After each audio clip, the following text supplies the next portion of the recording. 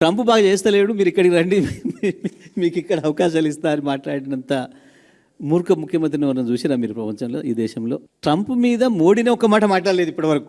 ఊళ్ళో బజార్లో కూర్చున్నాడు ఎవరైనా తిట్టుకోవచ్చు, ట్రంప్ని తిట్టవచ్చు, మోడీని తిట్టవచ్చు, జెలెన్స్కీని తిట్టవచ్చు, పుతిన్ తిట్టవచ్చు, జిన్పింగ్ని తిట్టవచ్చు. ఊళ్ళో ఓడ బజార్లో పడి కూర్చున్నాడు, అడబడి కట్టుకొని తిరిగేటోడు. కానీ ఓ ముఖ్యమంత్రి గుండి సోయిండాలి కదా, నా పరిధి ఏంది, నేనేంది, నేను మాట్లాడితే ఏమనుకుంటారు ప్రజలు?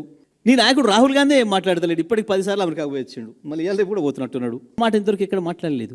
ఇంకా పిచ్చి మాటలను పట్టుకొని నేను ఏం చెప్పాలి? ఇక వాళ్ళు దేశాన్ని నడిపెట్టే మాట్లాడే స్థితిలో లేని విషయాలను పట్టుకొని మీకు ట్రంప్ ఇబ్బందులు పెడుతున్నాడు కాబట్టి మీరు అందరికి రండి మా కాడికి. ఉన్నోడే పిక్కపోతున్నాడు. ఈడికి వచ్చిన సంస్థలే పీక్కొని పోయినాయి. ఒక్క రియల్ ఎస్టేట్ కంపెనీ కొత్తగా వచ్చాడు కాదు, పాతదే ఒక్క పని మొదలు పెడతలే. ఈడ హైదరాబాద్లో ఒక్కటి ఏదైనా హైరైజ్ బిల్డింగ్ ప్రారంభంగా చూసిరా మీరు ఈ మధ్యకాలంలో ఎక్కడన్నా? అది అయితే తప్పకుండా ఈయన పోయి శంకుస్థాపన చేస్తాడు. దాన్ని కూడా కట్టుకుంటే కూడా, ప్రైవేట్ వాడు కట్టుకుంటే కూడా పోయి ఈయన పోయి శంకుస్థాపన చేస్తుండే. పాపం ఈయన చక్కదనానికి ఈయన ముఖానికి నమ్మి వీడొచ్చి వాడొచ్చి కడతాడు. అదే గురువు ముచ్చట ఆయన కూడా మళ్ళీ ఇవాళ కూడా మాట్లాడేట్టుంది. గురువు నేను శంకుస్థాపన చేసిన హైదరాబాద్కు. ఏమనాలి వీళ్ళని అందరినీ? మన దేశాలనే ఇట్లా మాట్లాడిన వాళ్ళకి చట్టాలు లేవు తీసుకుపోయి లోపడేయడానికి. వేరే దేశాలను అయితే వీళ్ళని తీసుకుపోయి ఆడ పెడుతురు. మన కాడ మహా అయితే పెడితే ఎర్రగడ్డలు పెట్టాలి. తప్పకుండా మన ప్రభుత్వం రాగానే ఆ పని చేద్దాం.